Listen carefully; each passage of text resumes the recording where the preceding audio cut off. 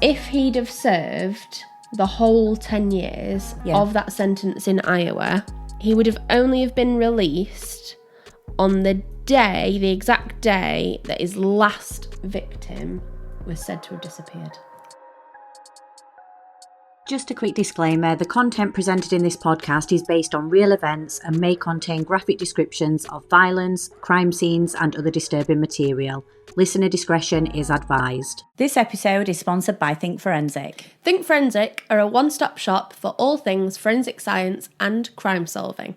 They hold experience days, as well as corporate events, team building events, and general education for primary school right the way up to university level, as well as other events and consultancy. There's also a shop where you can get your hands on all things crime solving, from evidence gathering to packaging and collecting evidence, as well as other forensic science equipment. For more information or to book on an experience day, please visit the website. Hi everyone, and welcome back to episode 19 of the Grave Secrets podcast. We're your hosts, I'm Annie. And I'm Beth. So in today's episode, we are going to be discussing the serial killer John Wayne Gacy, and again, creating a voice for his victims. It's quite a heavy one today. Yeah. We covered another serial killer in episode, what was it, 2, 3? Couple of weeks ago, I think. 2 weeks ago, I think it may be episode 17. 17, and that was Dean Corll. Yeah. And it was 16. Oh, was it? Yes. Just remembered. So it was in 16. And again, that was a case of a killer that targeted young boys and young men. In that case, 28 young boys. Today's case with John Wayne Gacy is equally as heavy. And we are going to be talking again about the murders and torture of more young boys. They were very similar in their victimology, really. They were, yeah. There's similarities throughout this case, really, isn't there? There is, to the Dean Corll one. Which I think is why we wanted to do this one after. And do them so close together so you can actually see how similar they were. And we've even got another episode that's going to be coming out next week where we're going to talk about how these cases were linked. Yes. And how similar the evidence actually was in the end. Yeah. So today's case, as I say, is about the serial killer John Wayne Gacy, sometimes known as the Killer Clown. Yep. But before we get into any of that, I think I just wanted to take a minute before we get going. There's a lot going on in the world at the minute, and it's abhorrent. We talk a lot on the podcast about utterly dreadful and terrible things that have happened. Generally, it feels a little easier to digest because it has been in the past. But currently, there is a lot of unrest within the UK. Yeah, there's a lot of rioting that's going on. We're in the filming in the middle of when, I know this episode will come out a little bit later, but we're sort of filming right in the middle of when all the riots have been happening, especially the local ones to us as well. Yeah, and definitely. We've seen how everything's, escalated, how everything's ended up. There's a lot of violence going on. Yes. Yeah, it's just abhorrent, and I can't even imagine it. We've been talking about it before we started filming. And just the fact that people are worried about leaving their house to go to school or college, or whether or not they can go to the supermarket safely. It's crazy, isn't it? It's disgusting. Yeah. So we're not going to speak too much on it other than to say that we didn't want it to go unsaid.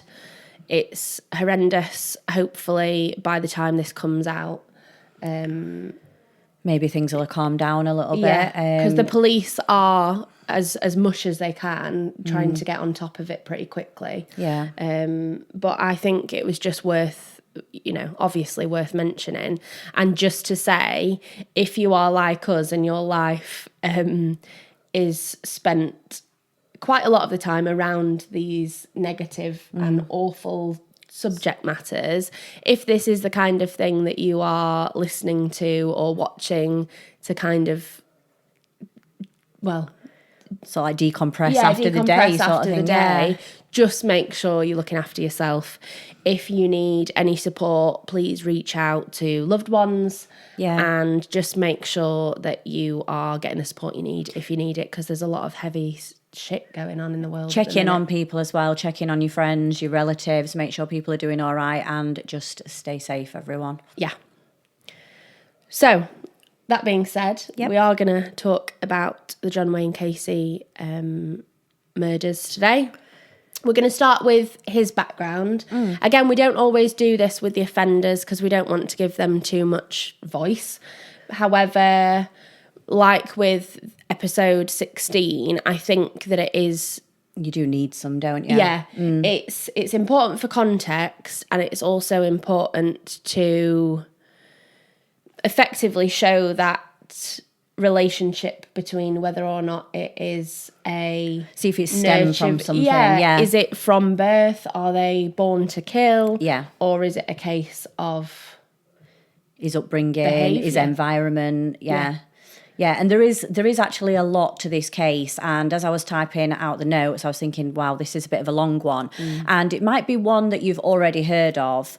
I'd certainly heard of it, but I'd not gone into as much detail as we have. So even though I'd heard of the case, I'd watched a few things on TV on it, I didn't actually know some of the stuff that I found out from doing the research. So hopefully, even if you've heard of the case, it will be still, you'll still find out something sort of new from this as well. You'll learn something. Yeah. Because again, when we were doing the Dean Corll case, it's not like I was researching that case and going, oh my gosh, this rings kind of true, and there's a lot of similarities between John Wayne Gacy. Again, like you, I knew of him.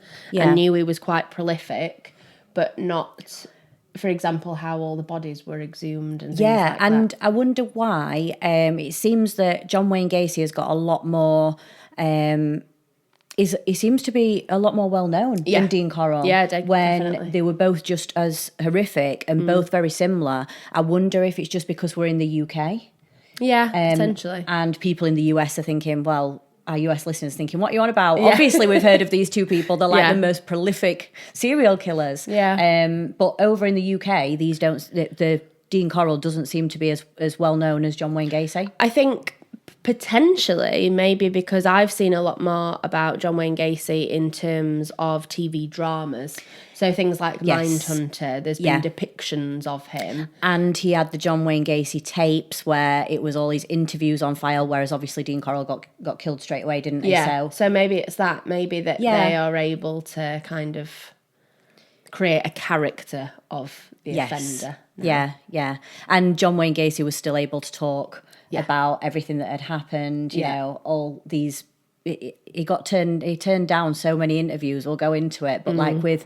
famous TV shows. Oprah. So I feel like maybe we've heard more about John Wayne Gacy due to him. Yes. Himself, trying to put himself in the press. And we find a lot of the time when we talk about serial killers and you look into the background, they want to be known for something. They want to be famous. They want to go down in history, don't they? They want people to remember who they are and remember the name. And he was able to continue that for quite a while, wasn't he? Yeah, he was. Make himself well known. But I want to mention something, but I'll wait. I'll wait till the relevant part. I know we could just start from here, couldn't we, and just spiral. We have to. That's why we have to have our notes, because we're like, this does need to go in some sort of order to make you so that at people home, can follow it. be able to follow it instead of us just chatting. So we'll start with when he was born. That's a good place to start. Yep. So he was born in Chicago, in Illinois. Yep. On March 17th, 1942. And he was actually one of 3 siblings, but he was the only boy.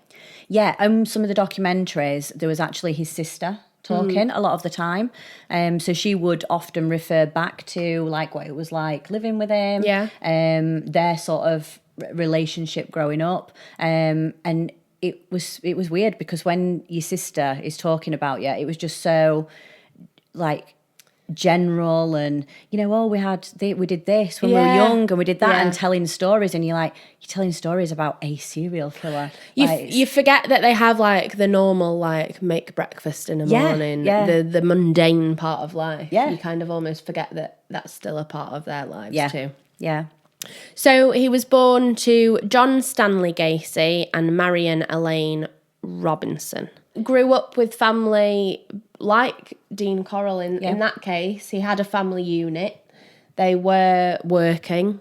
They had jobs. They had this family unit. In this case, John Wayne Gacy's father was an auto repair machinist, and he was actually a World War I veteran as well. Mm. And his mother was a homemaker. Yep. So they were all very present in his life. Yeah.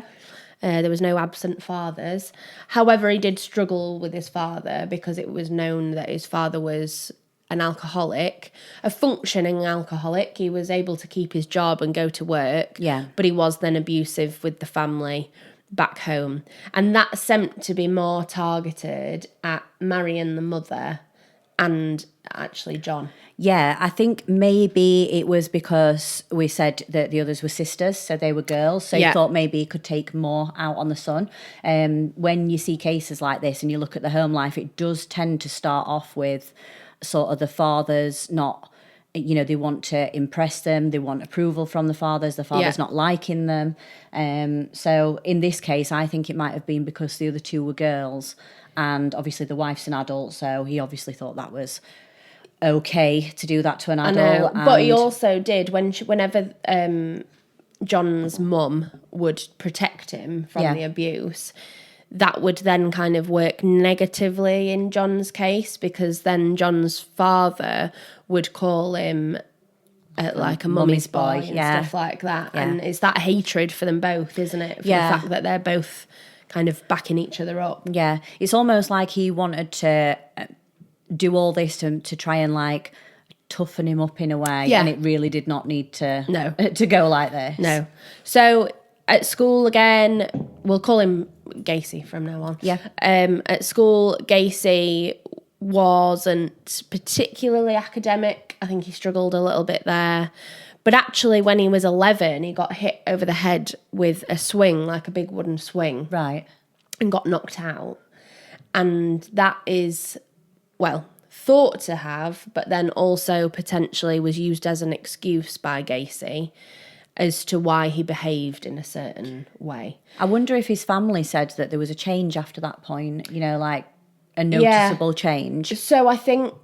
So Gacy wasn't all that academic, but what he was good at is effectively talking his way out of things. Yeah, people described him as a master manipulator, didn't they? The whole, both the documentaries that I was watching, everyone was saying, how normal he came across, but he was such a manipulator. But not even, manipulator to me has, negative connotations. Everyone else was kind of talking about it in, he's so charming and he can he can get away with stuff. Oh, he can talk his way out of this. Yeah, but not as negatively almost. Yeah. Obviously, we then know that it Looking was back, it is, yeah. But yes, so... He was said to have used this head injury as a bit of an excuse for any either bad behaviour or the reason that he might have not been as successful. But these were just other reasons for his father to pick at him, basically, and pick at his confidence, saying to stop complaining about headaches and things like that and not be an academic. So by the age of 20, Gacy had actually said, I've had enough of this, and told his mother and his sisters that he wouldn't be coming back and that he was moving away. So he actually moved to Las Vegas. He didn't have any qualifications at this point. He just moved to Las Vegas and just started afresh. But at 20, that's daunting. Quite a big thing to do, isn't it? Definitely. On your own. Because he wouldn't have had any money behind him, really. I don't know that he had any jobs previous to that. No. But his first job was actually in a mortuary. So he got a job cleaning up in the mortuary. And again, there's always speculation about whether or not this means that he's been a bit like Dennis Nielsen, spending time with dead bodies and then becomes fascinated and... Sort of like an obsession and... Yeah. But Gacy has since said that that wasn't the case. It was just a job. It was a cleaning job. And he didn't actually spend that length of time on his own with the dead bodies. Yeah, I just think with the interviews that he did, you sort of think, what can you believe in it? Exactly, they're all very self-serving. He says stuff and then you think, but, you can't believe anything that he's saying, can you?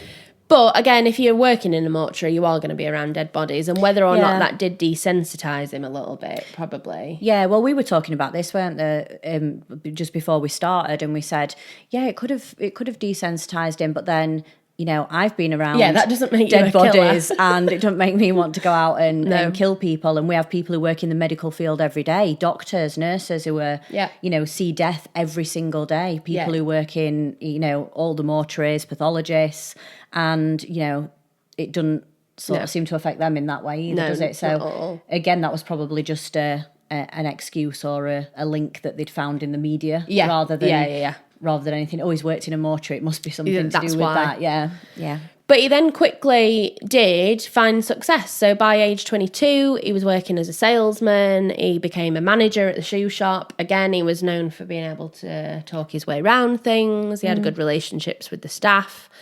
And he was said to be charming and approachable. And to get to that level, you've got to have some form of commitment. He's got to have been turning up on time. He's got to have been organised. Yeah. Good with people, to be able to manage other people. Yeah, definitely. So it sort of shows that he had his wits about him at that age. Yeah, because I think roles at that time as well, it was much more about longevity in a role, wasn't it? So you would start at the bottom and work your way up and then be expected to stay in the role.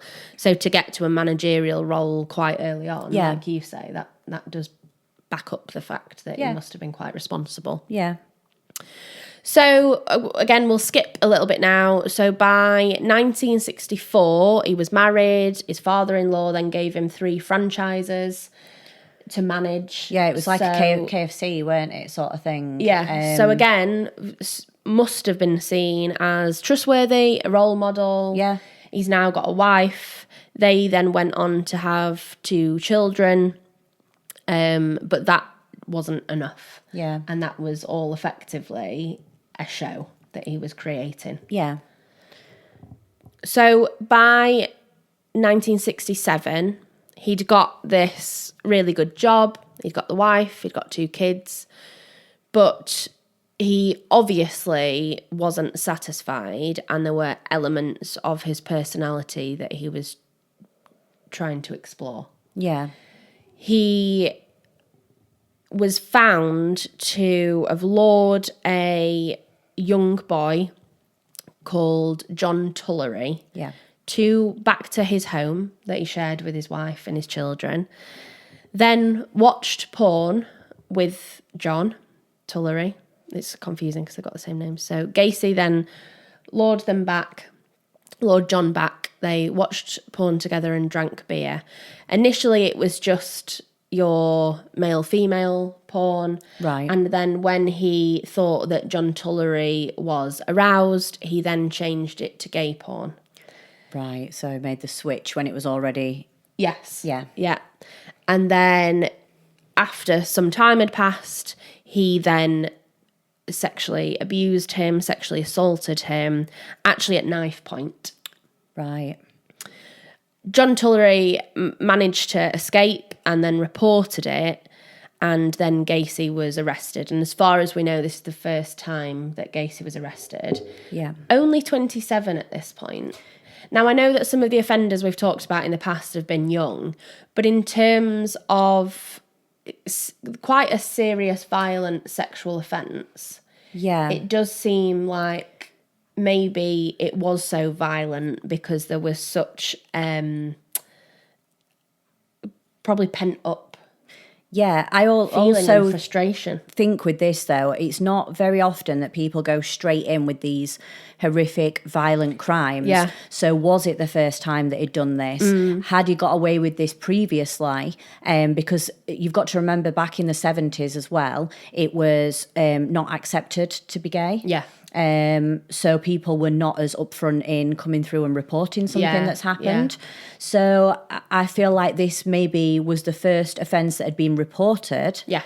But I just can't seem to believe that this was the first thing that happened. At all. Yeah, just to go straight in and do this straight away. And obviously it did escalate from here as well. So we know surely he didn't start off, this wasn't his starting crime. No. Yeah. It's difficult, isn't it? Because it's one of those where it could be the way and we'll never know. It could be the case that he had thought about it and researched it maybe, and then that's why it was so violent from the off. Or like you say, unfortunately, there will have been probably multiple cases that have other not been reported. cases, Yeah. So he was then arrested again at the age of 27, and he was actually then charged with and sentenced to 10 years, which Right, so I he got think quite is a- quite a lengthy sentence, for sodomy. Again, while he was in prison, he managed to get quite a good kind of name for himself. Again, actually, because of this charming nature, because when he first went in, obviously anything that is child sex offence related means that you are not safe. not safe Yeah. within prison. And so everyone was saying, like, when he goes in there, he's going to be the target. Yeah. Which would make sense. Not the case in this instance, because he actually blagged it effectively. Managed to talk his way. Yeah. He said that he'd just been involved in selling illegal porn. Yeah. And didn't specify, and everyone believed him. They had no reason not to because of the way that he came across. Again, got a job within the prison as the chef. So kind of worked his way up the ranks. Yeah, even in the And became prison, and became quite safe and well thought of. So much so that then the prison service and the parole board believed that he wouldn't reoffend when he said that he wouldn't reoffend, and he was actually just served 18 months before he was released. See, that's crazy. 18 months compared to 10 years. It's not even like he served half of his sentence and they let him out. No. Like, how did he manage to talk his way out of that in 18 months? I know. Like, compared to 10 years. 10 years. Yeah. Yeah, And you can't I just fathom it. can't imagine how that would have been for the victim, because the victim will have been thinking, oh, yeah, he's been sentenced 10 years. He's going to go into prison. He'll get what he deserves. Yeah, it in justifies there. the severity of what's happened to you, doesn't it, when they get And then serious repercussion. you find out 18 months down the line he's getting released. I can't imagine what that victim will have gone through to think, well, it wasn't even taken that seriously. No. It was in the first place, but then how has he managed to... And like you said, if there is then other victims, then they will see that. They're not that gonna will come have been in the forward. press, and no, they won't have come forward. But quite a lot did happen in that 18 months. So while he was in there, again, I've watched an interview with one of his former cellmates. Yeah. And while Gacy was in prison in that first instance, his father actually died. Right. Now, he had tried to reach out to his father and ask if they could, like, have a conversation to reconcile. Yeah. But his father, I don't know whether his father turned it down or the prison service wouldn't allow it. Yeah. I don't know what happened. But the next thing he knows, he's then been told that his father had died, and he wasn't allowed to go to the funeral. Right. People that were in prison with him at the time have said that he was just utterly crushed. He was devastated. He wouldn't really function. He talked a lot about his dad while he was in there.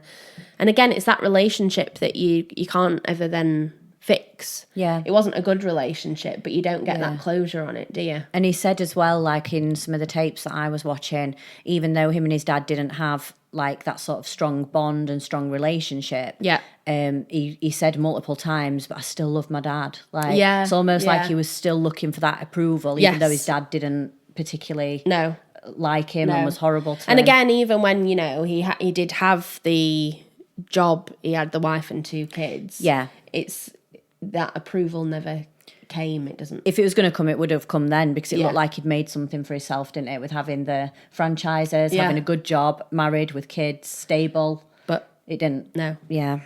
So just bear in mind that, 1967, he should have been sentenced to 10 years. Yeah. But got out after 18 months. So then by 71, he had actually gone through a divorce with his wife, obviously, inevitably, but then quickly became engaged again. So he actually became engaged to a woman called Carol Huff. That was his sister's friend, I think. Yeah, they dated in high school, so they did know each other. But she actually moved in with him and her 2 daughters. So again, despite knowing that he's been in prison, she must have trusted him enough with the children to think that he wouldn't be a risk to them. Yeah, or maybe he said, "Oh, they let me out in 18 months because, I didn't do it. It got." You never know what he's spun to her to make her think that. Because I know it's all right us looking back, but you could think, never in your right mind would you let someone around your children who had been in prison for something like that in the first place. But you just don't know what he's saying to her. No, if he is manipulating and he can talk his way out of stuff, he's probably managed to. And again, there her. are people that think that they can save people. So maybe she thought, well, I knew him when he was younger. He's not like that. Yeah. Maybe he's made a mistake. Yeah. And I'll be the one that kind of gets him back on track. Brings him back, Yeah. Yeah. So a lot then happened within like the early 70s. So by 71, he'd kind of met and got engaged to Carol. Well, not met her, but got back in contact. Then later in 1971, he was actually accused of forcing a boy to get into his car after meeting him at a bus stop, and then had performed oral sex on him. Right. Gacy had then performed oral sex on him. The boy went to the police and the case was dropped because he then didn't want to testify in court. They also said that back in sort of the 70s, not only did people not want to report it, but if it did get reported, there was a big thing about the police covering it up when it was something to do with two men. Yeah. So it was sort of brushed under the carpet and they were just told to sort of stay quiet forget about it and leave. Well, that then makes sense because by 1972, again, Gacy was reported to have actually lied about being a sheriff. And again, this is key, so we'll come back to this a little bit later, but lied to a boy about being a sheriff and again then performed oral sex on this male victim. He had like a big black car at this point as well, and they said it did actually look a bit like a sort of, not a police car, but like a sort of official car. Yeah. So that if someone was told to get in it and they did say, you could look at the car and think, oh yeah, it probably is, I will get in it sort of thing. So I think that was down to what he was driving at the time, which I don't know if was intentional or not. Yeah. But it could have played a role in his whole plan. I mean, a lot of it was pretty planned out, wasn't it? Yeah. So the last thing I'll mention before we then go on to the crimes is this clown persona. Yeah. So we mentioned at the beginning that sometimes John Wayne Gacy is known as the killer clown.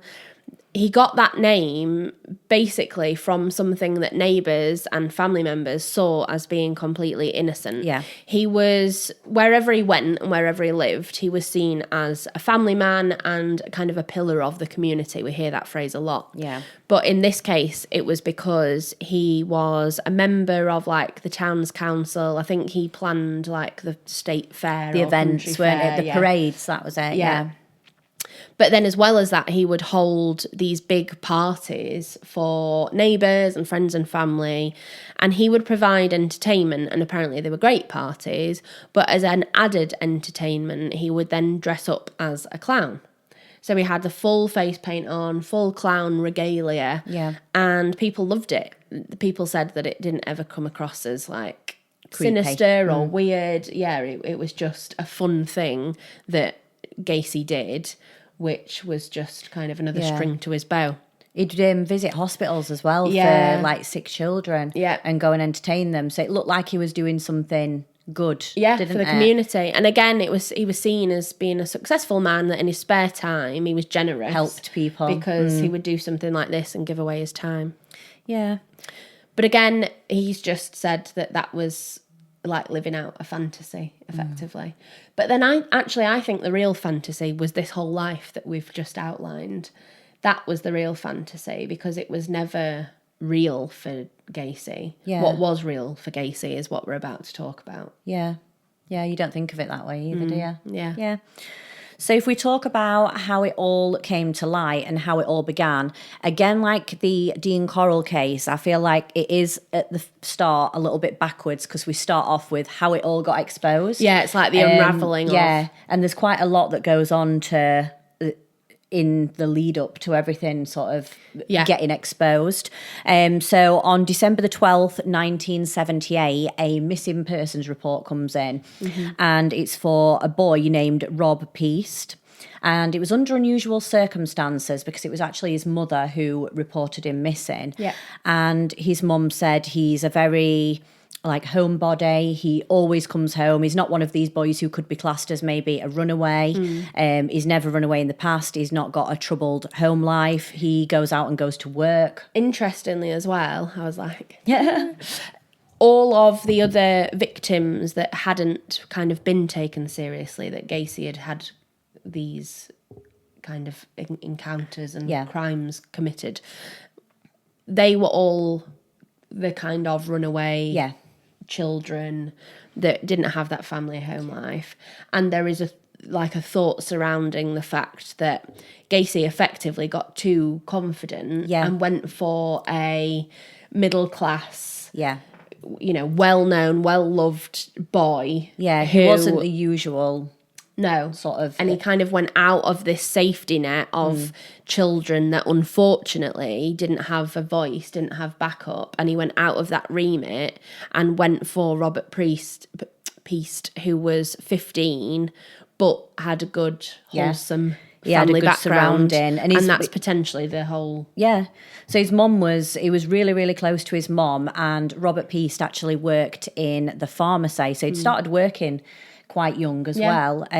Seemed to be got quite a good head on his shoulders for his age, going out to work, and his mum would drop him off at work and she would pick him up from work. And this one day in particular, it was December the 11th, she'd gone to pick him up from work and she pulled up outside like she normally did. She waited outside the pharmacy and he came out and he said to her, "Mom, I'm just give me a few more minutes. I will come back. I've just got to go and talk to someone. A contractor's just come in and they've got some work on, so I could get some extra work." Yeah. So this boy at 15 is just thinking about working, And probably just his future. He's probably got big plans for his future. He knows what he wants to do in life and he needs money for it. Yeah. So he said, "I'm just going to go into the back and talk about this contractor, about this job. He might be able to get me some more work and I'll come back out in a minute. So I'm just going to be 5 minutes or so."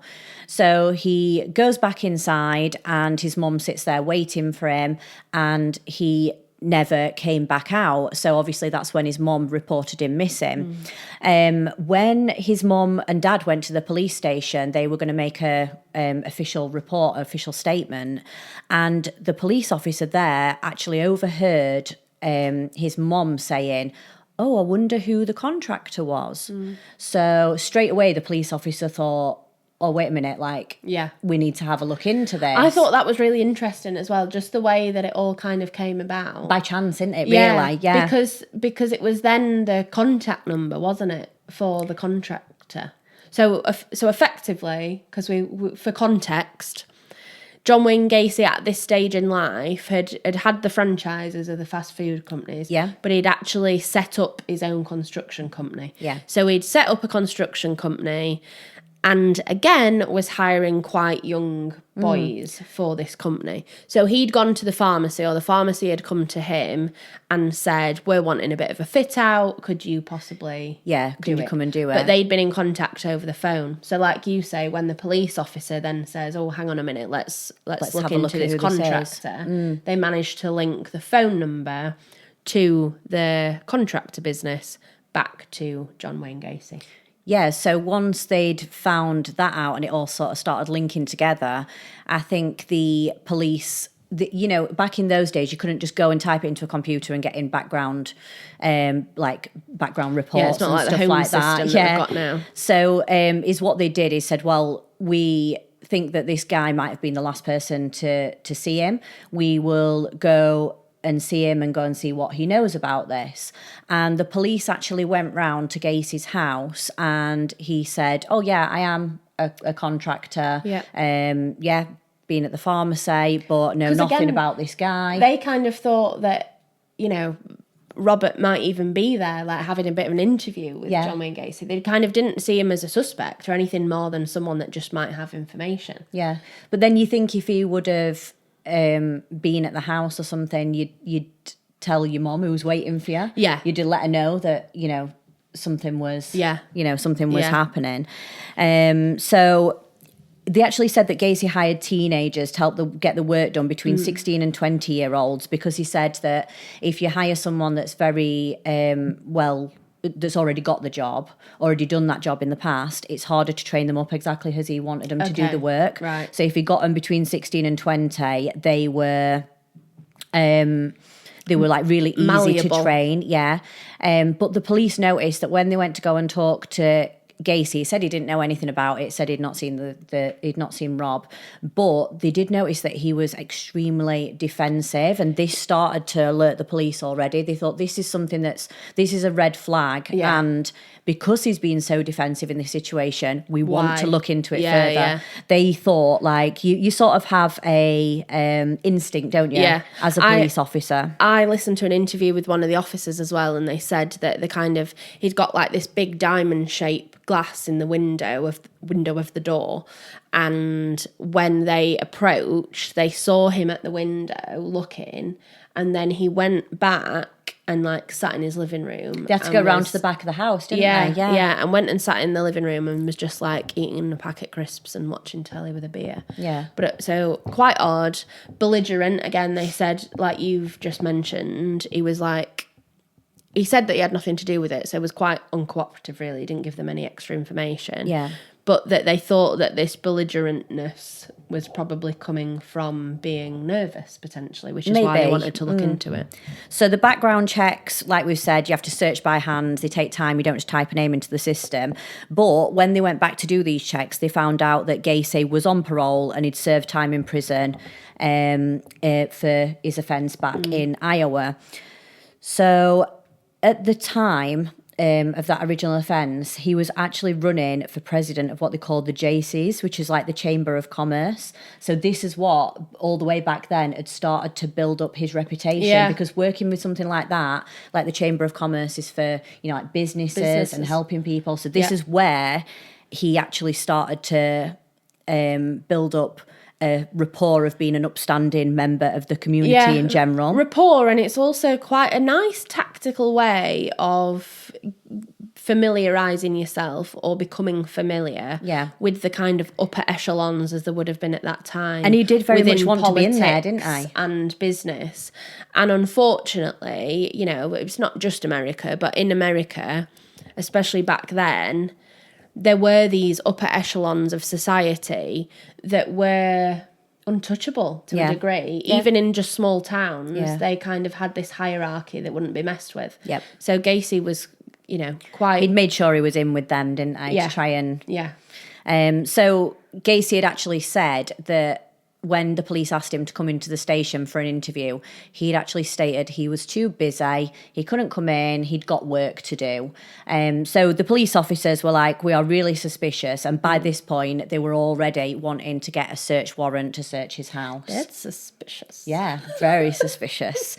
So if we go to the next day, which is December the 13th, Gacy actually came into the police station to give a statement, and at this point they are trying to get the first search warrant, but same as, like, it's not like now where it's probably a lot quicker, probably a lot more of a process to go through back then. Yeah, and you've probably got people that want to work on it and investigate, and you've probably got people that are saying, oh no, it's fine. And it depends who he knew as well, who he was connected with. So when he came into the station, the police sort of took advantage of that and thought, well, you know what, we'll try and keep him here as long as we can, but of him just talking in general, because we want the warrant to come through while he's here, so he can't go home and, move anything.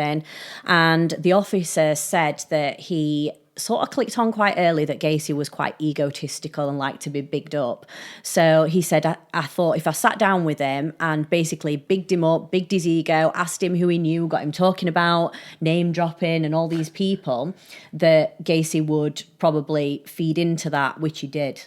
And he sat there, and the officer said it weren't as hard as he thought, because he thought he was going to have to be like asking him questions. But as soon as the officer had given him a little inkling that he might be interested in his ego and who he knew, he just went with it, and he went on and on and on, and they just kept him talking until they actually got the search warrant. So when the search warrant came through, they went to do the search with the intention of maybe finding Rob Peast alive in there. That is what the first thought was. So, do you know what I found interesting about all this? And I really don't know what the answer is here. Nothing to do with Carol at this point. So he was living with her, wasn't he, at this stage? Yeah, I wonder how... But I wonder where she was in all of this. I'm not sure. You don't really know, do you? You don't, but I did see some interviews with her. Well, not in-person interviews, it was tape interviews that I saw. And she had actually said certain things in that which were suspicious, like he went out late at night.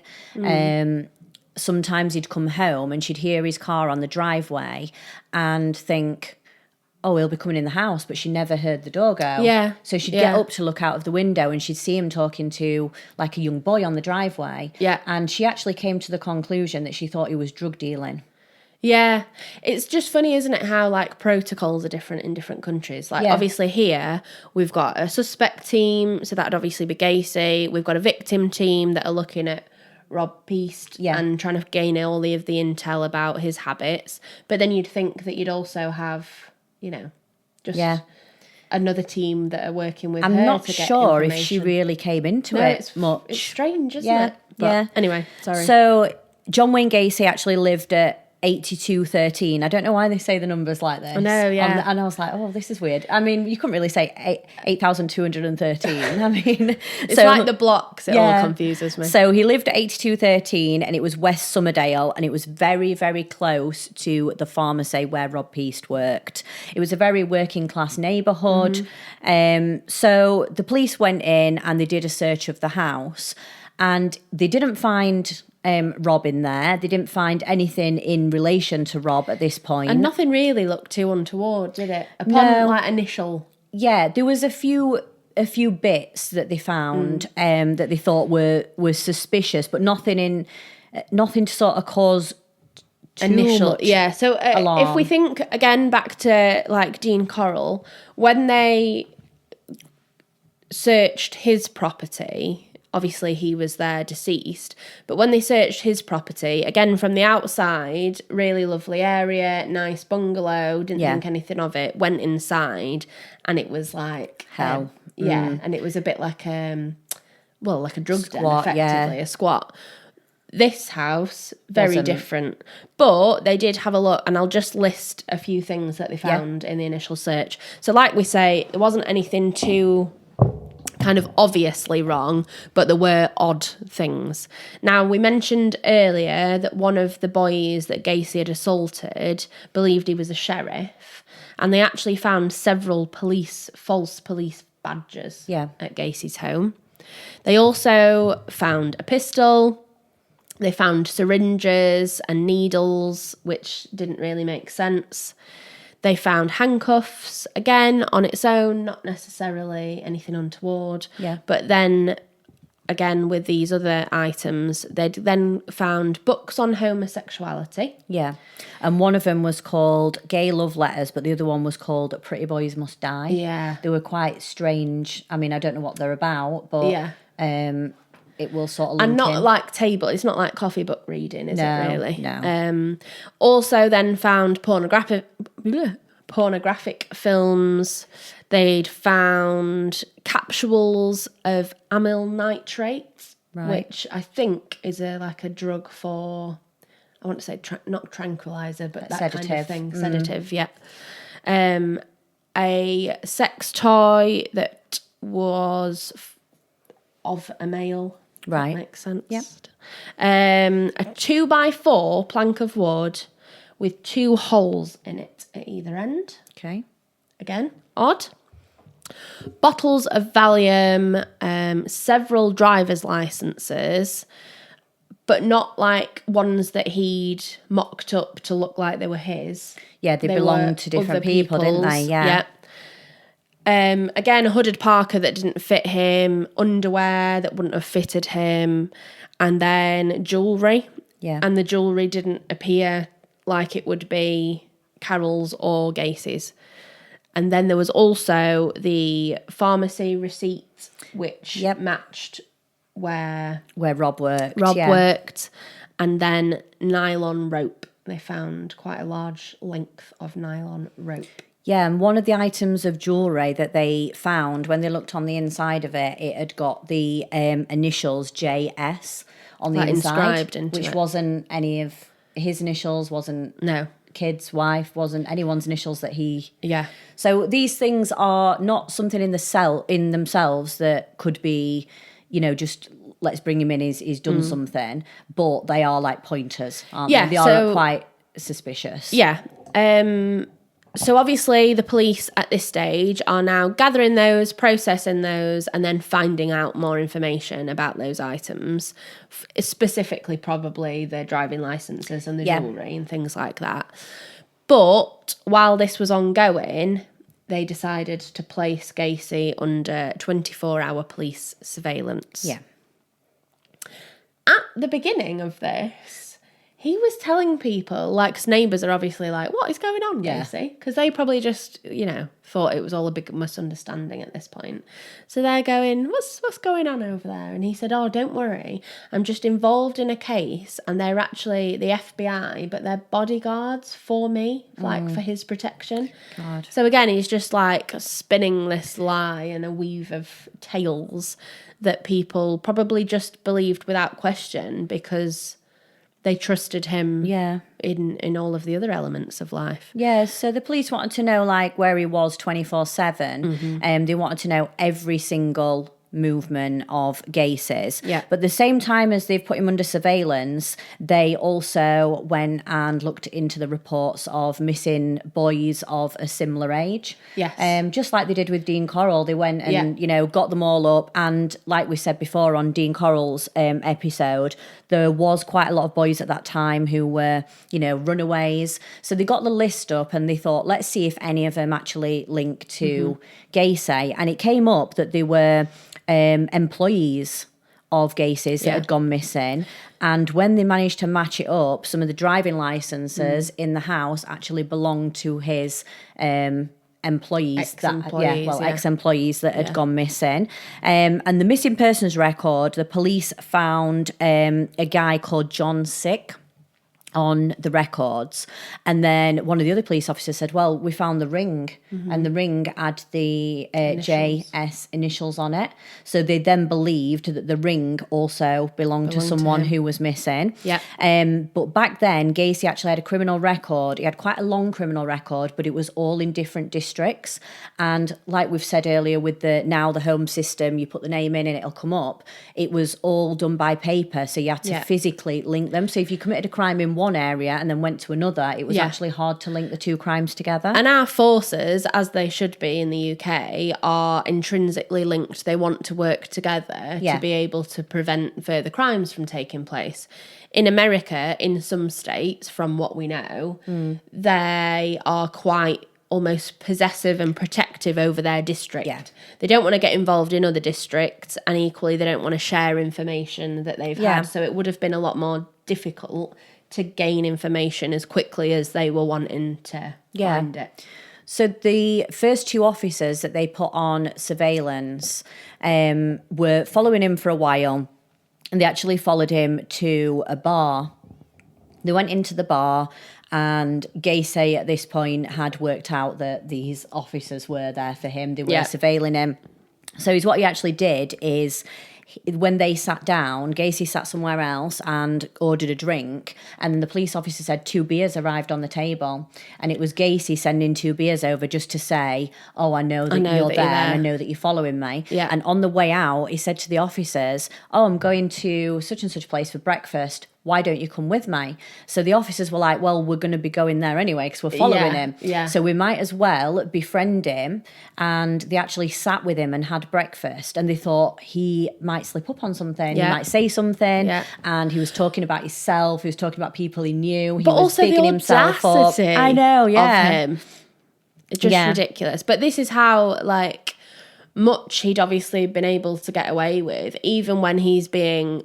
like, when he's under police surveillance, he's still under the impression that he's just going to be able to blag it. There was actually a photo that I saw, and Gacy was at an event, and he's got a picture with I think they said it was the First Lady at the time. Right. And he had got a badge on his suit that was an S.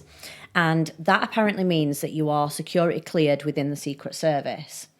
So obviously the Secret Service denied any of this, but on the tapes, Gacy said, yes, I was actually cleared with them. They just didn't check me. Wow. But then obviously if that was true, the Secret Service were definitely going to deny it. Yeah, of course. Or was he saying that and he'd managed to get a badge from somewhere? Yeah, well, and he'd put that on, and then everyone thinks, oh, he's Security Service cleared. Yeah. Like, you just don't know, do you? I know completely, well, not completely off topic, but the amount that these people can just blag and get away with. Yeah. It's like when you were talking about the football fraudster. Yeah. Like, they do just take little bits from here and there. Yeah. And manage People to believe them. run with it, don't they? He used name dropping quite a lot, and he thought that by using name dropping, as in these politicians, it would actually get the police to sort of leave him alone because they'd know that he was well connected.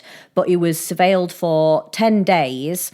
And sometimes they said at this it was obviously winter and it was cold outside, and sometimes he'd go out to the car and invite the officers into his home, and so it's too cold to be outside, come in and have a drink or come in and warm up. So one officer actually said, yeah, actually I do need to go to the loo. And they went into the house, and the officer went to the toilet, and as he was turning the water on to wash his hands, there was actually a vent just above him. Right. And he said all of a sudden when he turned the water on, he smelt something through the vent. Yeah. And he said, I couldn't mistake that smell. It was like something decomposing.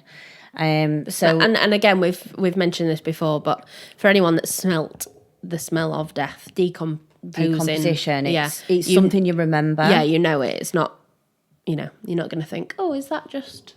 Yeah, you're not going to mistake it for anything else. So at this point now, the police left the house and they kept surveilling him, and they actually followed him to a petrol station where he went in.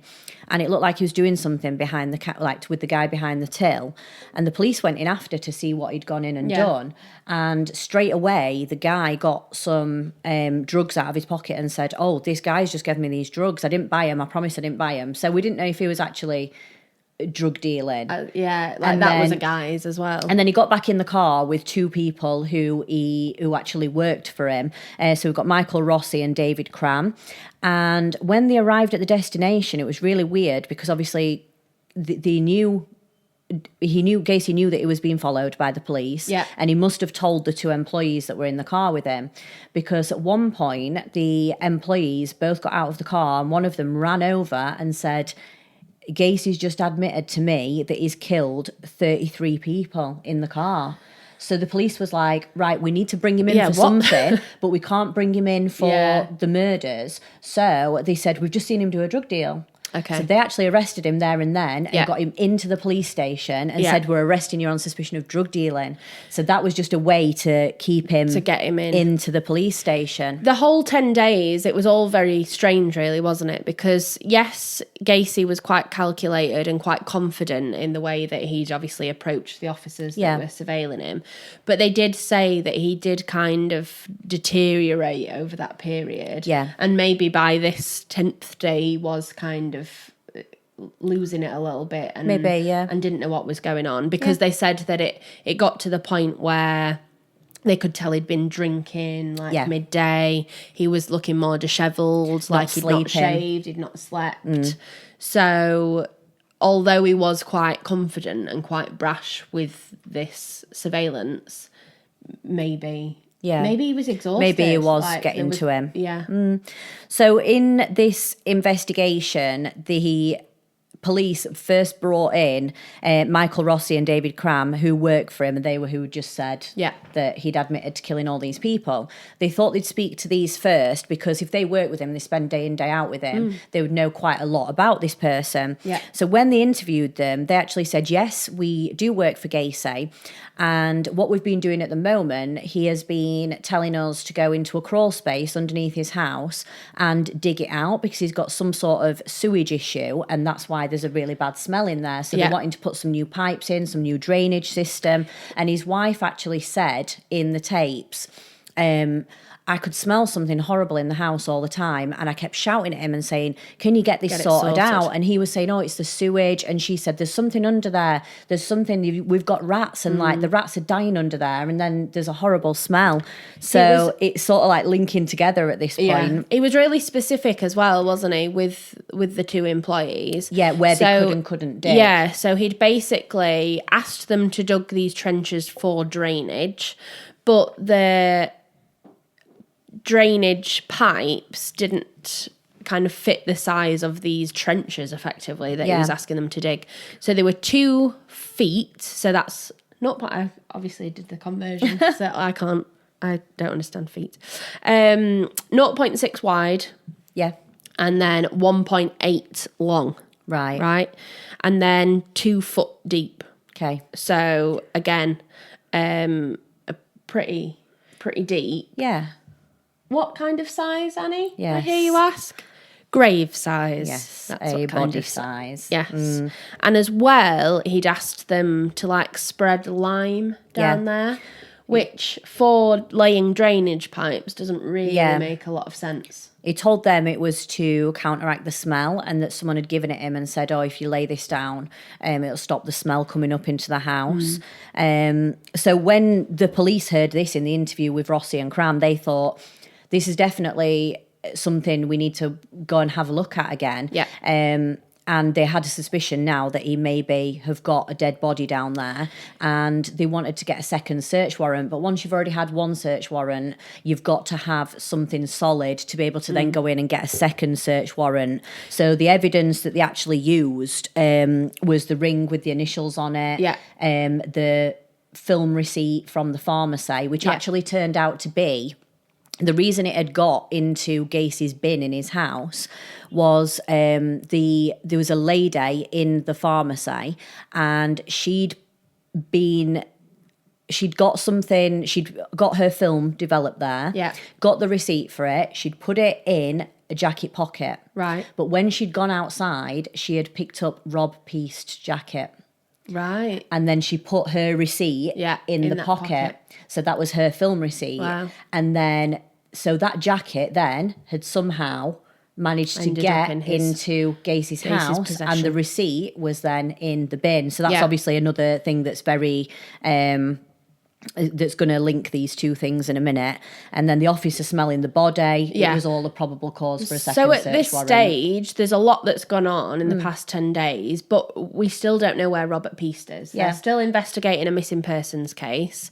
Yes, they might now think that it is possibly suspected murder, but they don't know. It's been 10 days now that he's not been found. And we've also got evidence at Gacy's house based on the first search to suggest that potentially Gacy is now linked to other missing boys. So we now want to know where those victims where those other boys are as well. So the second search of the house pulled up a lot more. So originally the police saw the crawl space, but no one went down there and went in it. I think they must have looked down there, and it was quite heavily filled with water at that point. And it wasn't a very big space to push someone down and go and have a look, was it? But when they went in for the second search, they said towards the crawl space, the stench was absolutely horrible. So people went in there, they started searching inside the crawl space, and officers said it was absolutely horrific. And they started pulling out bones pretty quick from there. So it was the evidence technicians that had been asked to go down and investigate. But because the water was so deep, obviously it would have been dark and grimy. They were doing effectively what we call in the UK fingertip searches, and they were doing these fingertip searches, but one of the evidence technicians actually put his hand down in the water and felt a rib and pulled up very carefully what was then a whole rib cage in his hand. So the one of the first bones that came up was the femur, and the femur's their thigh bone. And when they got them out to look, they got 2 bones, brought them outside, and they were both a left femur.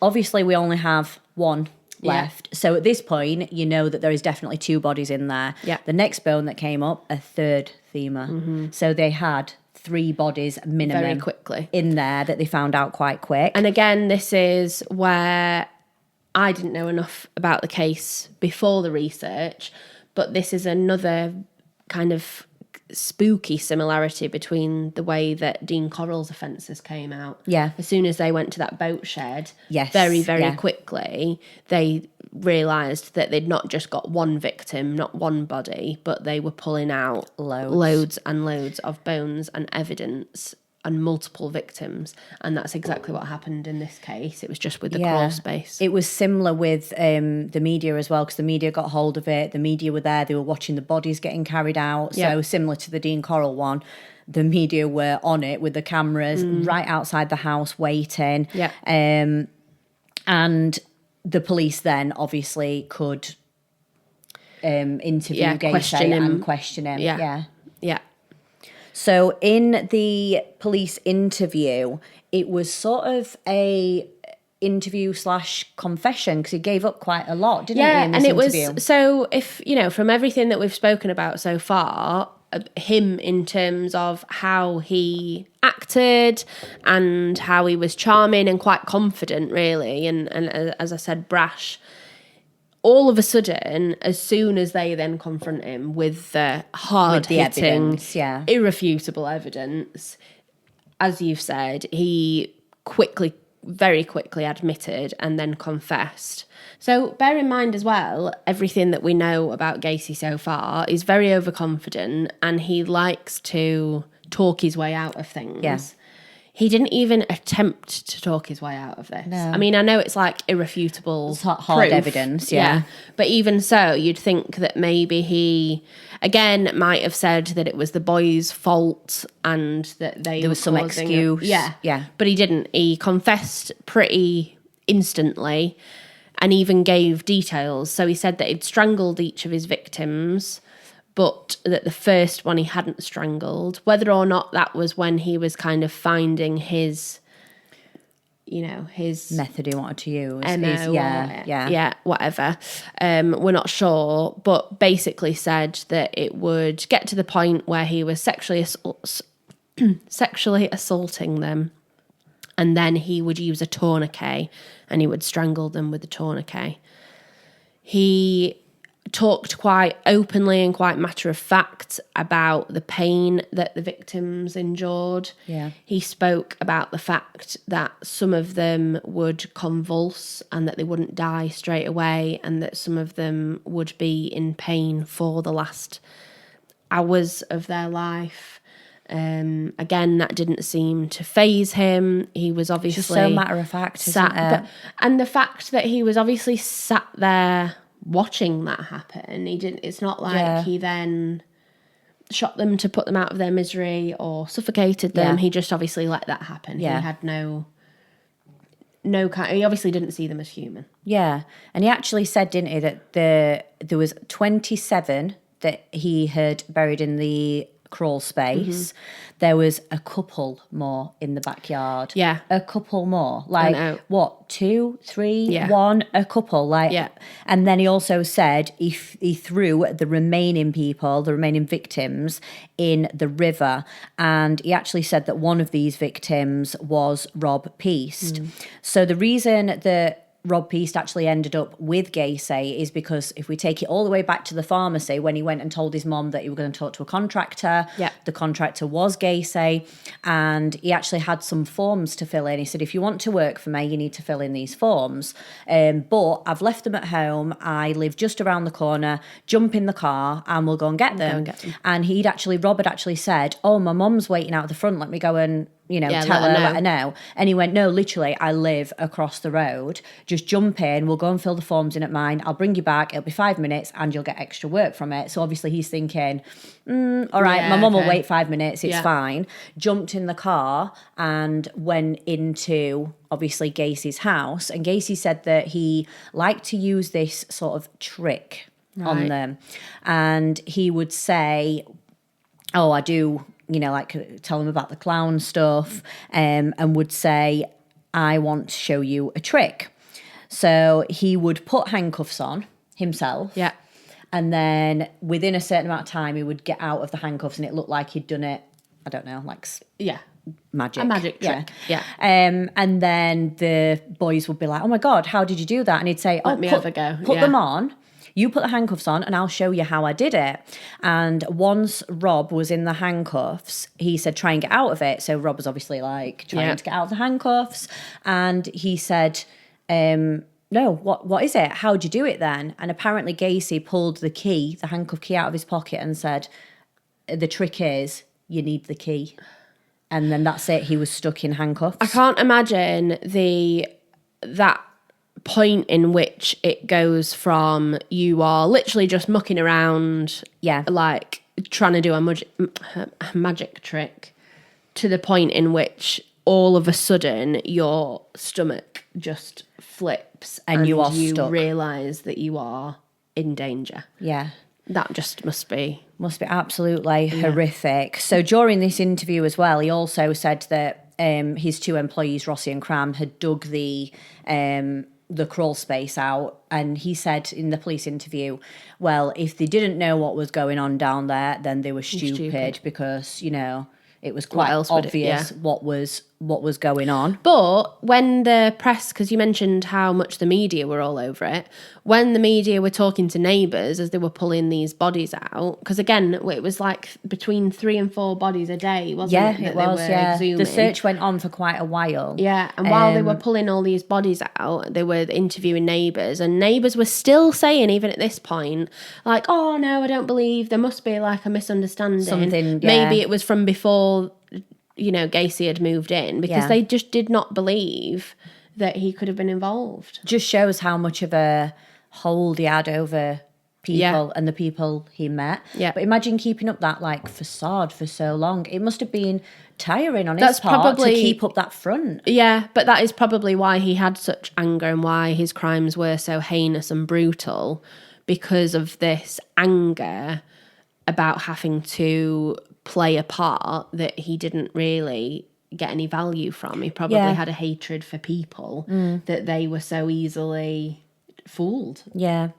So at the search, they didn't actually find the body of Rob Peast, but that's because Gacy had then said to the police, oh, well, there wasn't enough room left in the crawl space, so I've had to throw some victims in the river. Yeah. And he drove to this bridge and he threw them off. And when the police went to look at the bridge where it was quite fast running. Yeah. So they thought, oh my God, the bodies could be anywhere by now. They could have washed up anywhere. So they were basically just waiting for someone to report and say, oh, a body's washed up in whatever place or however far down the river. And it took them, you know, quite a while to start finding any of these bodies that he said he'd put in the river.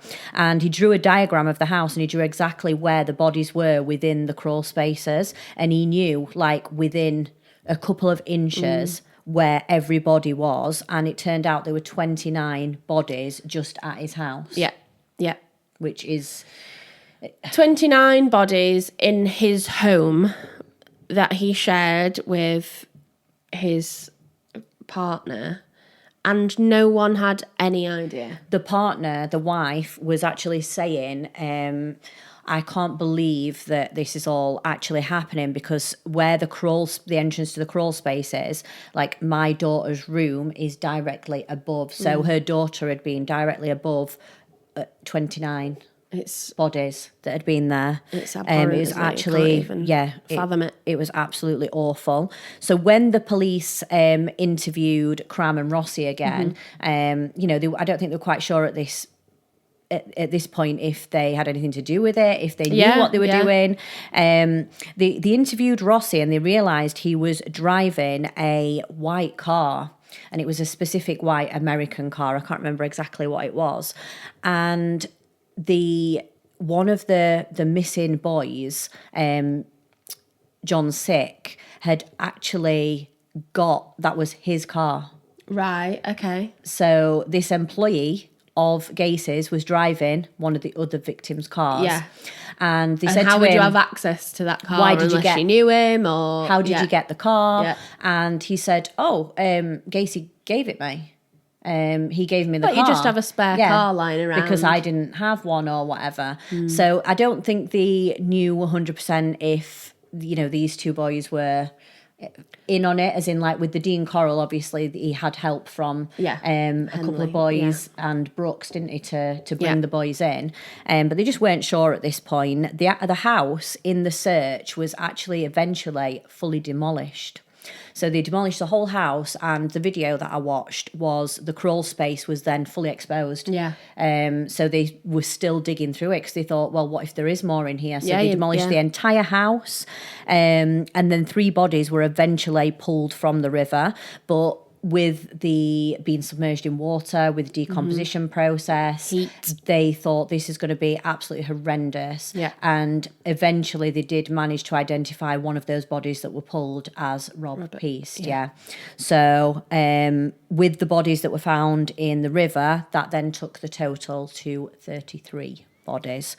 So the victims were lured to Gacy's house on the promise of usually work. Yeah. A lot of the parents that reported their sons missing had said they were not runaways. They were sure they were not runaways, but were sort of brushed off. I know we spoke about there's been a lot of runaways at that time in the 70s. Yeah, it was that and the fact that, Gacy was a pillar of the community. So even if there were suspicions, which there had have been, because boys had specifically come out and said that they'd been abused by him, it just wasn't taken seriously. No, it wasn't. And there was a 17-year-old boy that was working for him, and he was called Gregory Godzik. And his mom had been to the police and said, he is definitely not a runaway. And she told the police, this is before all this hit the media, she'd said, my son was working at John Wayne Gacy's house, and he's been working on digging the trenches in the crawl space. Yeah. So this is the work that he's been doing. Anyway, none of this was ever linked together. And his mom and his sister actually went round to Gacy's house and confronted him and said, where's my son who was last seen working with you? Wow. Where is he? And they said on the documentary in the end, he technically dug his own grave. And just imagine how they felt 2 years later when the house that they went to confront Gacy was on the news and they were pulling bodies out. It's just horrendous as well that, imagine being that close to your son's killer and then only finding out that you were later. Right. But all that time. It's actually awful for the families. So John Wayne Gacy initially didn't do any interviews or anything. It wasn't until 1992 that he came out and did the full the full interviews. Yeah. But he said in those, he always met the victims by chance. He never went out specifically looking for them. He didn't kill them all, and that he only killed the ones that he thought were a threat. He basically said for any of them that had threatened to he would go to the police, he'd killed, and any of them that he thought were weak and that would go break. To the police. And there was, in one of the documentaries that I watched, there was a guy that had survived and Gacy had actually let him go, and it was just a really sad story to watch, and it was from his partner's point of view and what they had to go through even afterwards when he went back home and he'd survived the ordeal and people not believing him and the police not taking it as serious. Yeah, well, it doesn't end there, does it? A serious offence like that, a serious assault, does not just end at when you are free of your attacker. Yeah. It continues. You're never really free of them because you dream about it. You have has such an effect on you, doesn't it? Believe you. Yeah, it's a constant fight then, isn't it? Yeah. So if we move on to the trial, the trial lasted quite a while, and what they did is the prosecution had a board put up in the court, and it was called a victim board, and it had all the names and the photographs of the victims. So that was in front of the jury the whole time this was going on. Gacy actually tried to claim insanity in the trial and say that it was someone else, that it was his sort of alter ego, is that the right? Another personality that had done it. They found a book in the search in his house which came up in court, and it had a bookmark in it, and it was something to do with law, and it was like claiming insanity, how to, what you need to say, what you need to do, sort of thing. Because they'd also got like quotes from his diary where he'd basically said that he wouldn't be like forgiven by God for what he'd done. So he was aware of his actions. It's not like he was mentally unstable and he wasn't aware of the repercussions. He was very much aware. It was actually, he kept saying Jack Hanley did it, and the police were like, well, who the hell's Jack Hanley? Like, we've never heard this name before. They were thinking, is it an accomplice? Yeah. And it was his other personality, and he was saying, Jack's the killer, Jack's done it. The lawyers were saying he's sick, he needs to go into hospital. The prosecution was saying he should be sentenced to death. So at the time of trial, there was 22 of the victims that were identified. And when they actually read out the victims' names, Gacy was like smirking when they were reading through the board. And just that in itself is horrible. But can you imagine what like a media frenzy this was? Yeah. It sort of turned into a bit of a show trial. Victims who survived were called up to speak. God. And they bravely did that. It's not only brave because they've got to go in front of Gacy, but it's also massively brave because you would have an element of, unfortunately, victims have an element of guilt, and you would feel guilty that you had survived and that the other people hadn't. Yeah. And also then pressure, like they want to convict Gacy for all those other victims that lost their lives. Yeah. So it's like this pressure to make sure that you don't forget any of the detail that would convict him. Yeah, one of the victims, the surviving victims who actually testified, turned up to court and you could see that he was just...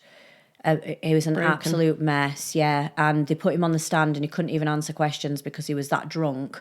And he said something which was... just gave me chills. He said, I am a survivor, but I am not a complete survivor because his life was just fully ruined. Gacy actually told psychiatrists that someone else knew about the bodies. Michael Rossi and David Cram actually testified against Gacy, and what they did is they brought the crawl space in, the entrance to the crawl space into court and used it as an exhibit. So that was there so people could physically visualize it and see. And one of the survivors was on the list to come up and testify, and the prosecution didn't call him up, but the defense called him up. Right. Because they thought that, like, he'd actually said in the past, the guy who'd survived, to do all this, he must have been crazy. So they pulled him up because they wanted him to say on the stand, he's crazy. Yeah. So it's a bit of a circus, really, isn't it? Because imagine getting pulled up for the defence. The opposite. Yeah. But then the prosecution didn't actually put him on the stand at all. But in the end, Gacy was charged with murder, but he did actually confess to a total of 45 murders to the police officers. So the police said, well, where are the rest of the bodies? And he said, well, that's your job, isn't it, to find out? Yeah, it's difficult because you can't trust anything he says. He likes to lie. He enjoys playing games. Yes, he confessed, but... whether or not to trust him or whether or not he is now just playing games. Yeah. But then again, you did have, victims, 29 victims in the crawl space and in his home. But then you also had victims that weren't found until, so the crawl space first was properly searched when they started finding bodies in 1978. Yeah. But we mentioned Robert Peast. He wasn't discovered, like you said, in the water until April in 1979, so a year later. Yeah. So you don't know whether or not he is telling the truth. It's really hard. And on the 13th of March, this is 1980 now, was the sentence. So the deliberation only took 2 hours, which is really quick. And he was found guilty of 33 murders, which was the most in US history. The insanity plea didn't work, as they said that Gacy had covered up his crimes too much. Yeah. He knew exactly what he was doing because everything was quite logical. And if you were pleading insanity, you wouldn't have No, that level of covering up. He was sentenced to death by the electric chair. He showed absolutely no emotion as the judge was going to set a date for execution. So he was sent to prison to await his date, but this is a long time. You don't just get sentenced to death and then it happens the next day. No. You're on death row, aren't you? You can be on death row until, you die. Yeah. And in this time where he was waiting for his basically death date, he filed 14 appeals. Yeah, he's kind of made it, again, like we mentioned at the beginning of the episode, he's kind of created this another He's trying to keep him relevant version, another face, because he was living out the fantasy of being a businessman with a family and children, but now he's creating this new version of himself, or was creating this new version of himself, in which he started becoming an artist. He was painting. Yeah. He was wanting to go up for appeal. He wouldn't do interviews, but then there's the tapes in which he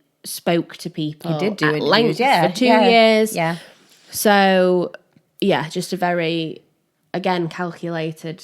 And you've said about him doing his art and painting, the state actually sued him because he was able to sell his paintings outside of prison, and he'd got exhibitions in places, and he was making money from these. So the state said, well, you need to pay for your incarceration then, because if you've got the money to pay for it, like, we're going to take that. But he was using those, he was using all the money he got from his paintings on like defense lawyers and to do his appeals.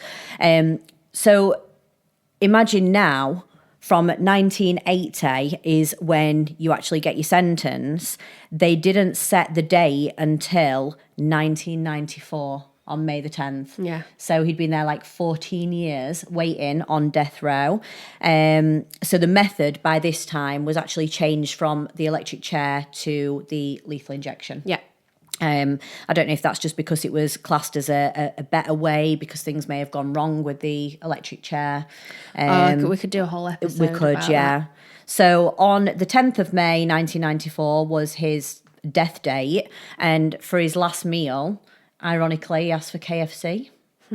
And it was a huge event. They said it was, again, like a bit of a media circus. So people turned up from everywhere. I found it interesting, though, that some of the victims' families, there was a victim's sister, and she said, I want to be there for my mother.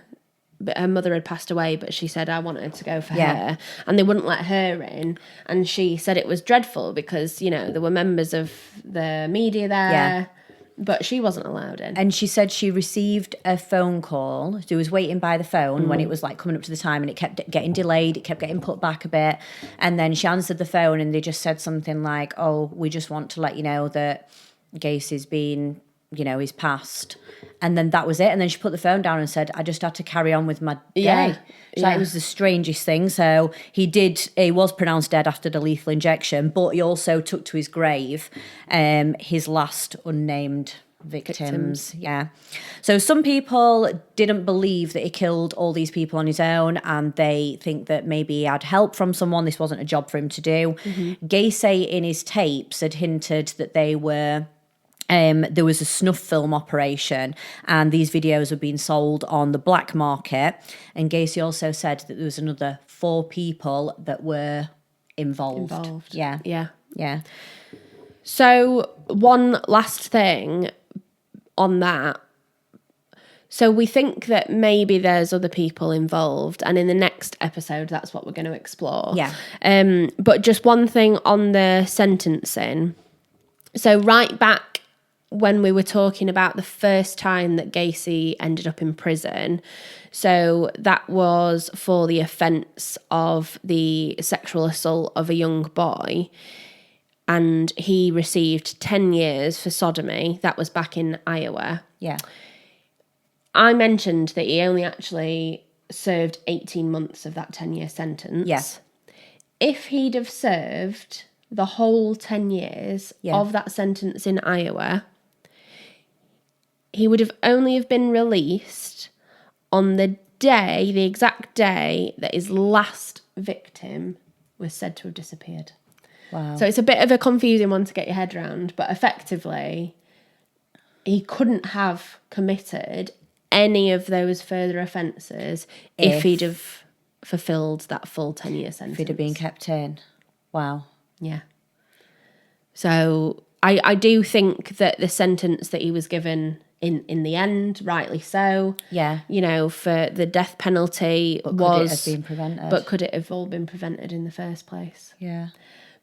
Again, it's one of those things that because there are so many victims involved, that does beg the question as to how many other people are involved in this criminal activity. But that's something that we're going to save for another episode. So I do think that the sentence was completely justified, again, for the 33 victims. Yep. It's quite messy, unfortunately, in terms of identifying the victims.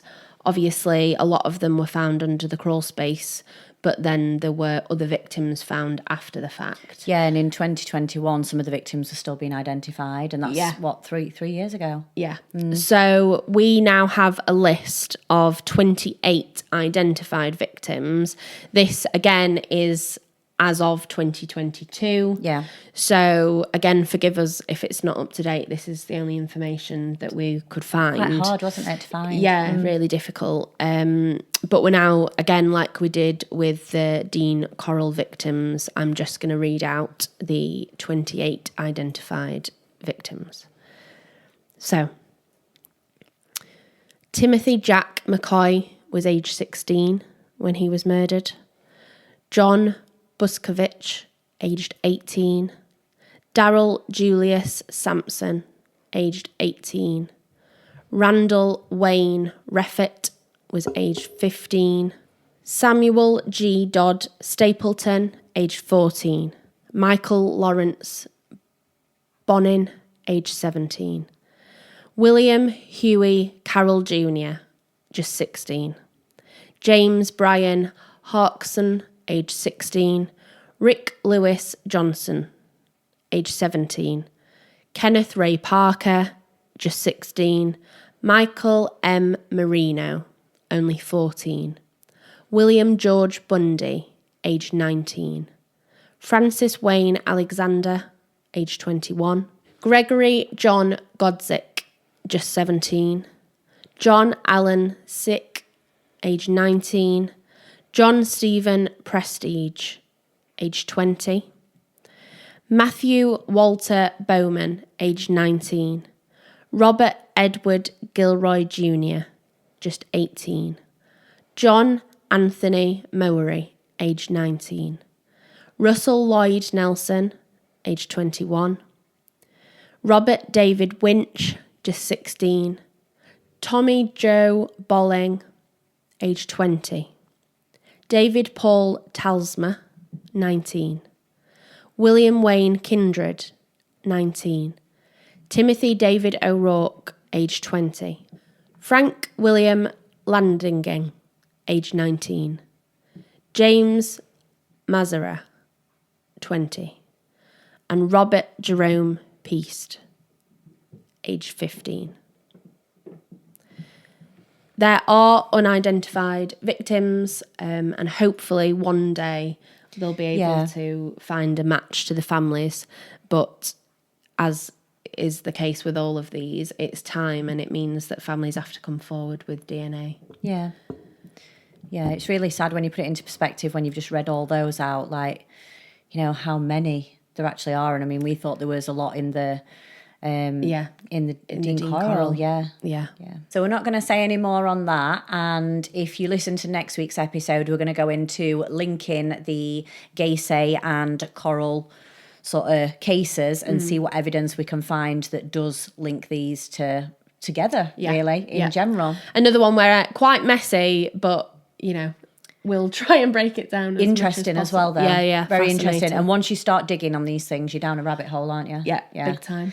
Yeah. So we'll leave you with that for now, and make sure you join us next week with the episode to follow on. And we'll see you next time. Take care. Bye.